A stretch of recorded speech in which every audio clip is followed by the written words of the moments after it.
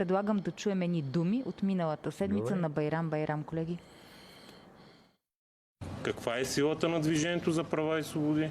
Ще видят каква е силата на турската и мюсюлманската общност и ние никога няма да забравим този полицейски турмоз, този политически натиск. Има ли опасност от заиграване? Байрам, това е човек, който беше казал мръшляк или нещо такова дума, да. Тая дъвка първо не работи. Тя е сдъвкана отдавна.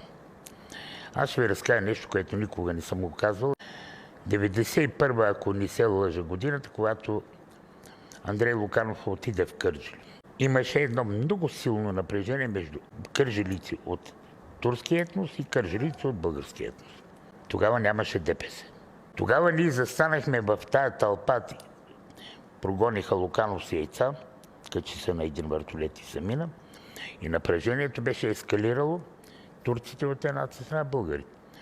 Ние застанахме между тях като по-известни хора, да обясняваме, че ние сме братя, че сме един народ, една държава и ние същи граждани, че братска кръв не бива.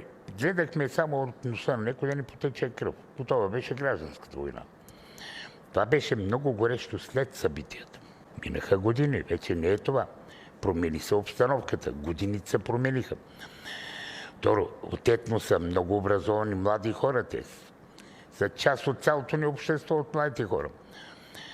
Второ, аз не разбирам, това говорене малко е опасно за лошото говорене. Не толкова, че има напрежение, не може да има, той е отминало за миналото. Много хора от ДПС пиха кафе с Тодор Живков. Айде да не се връщам обратно, че помня много неща. Така ли? Много хора обслужиха, беше проект на БСП. ДПС. Андрей Луканов, разбира се. Разбира се. Аз съм чел цялото досие на Доган. Прощавайте, това е долна проба. Не ми се говори, не искам да влизам.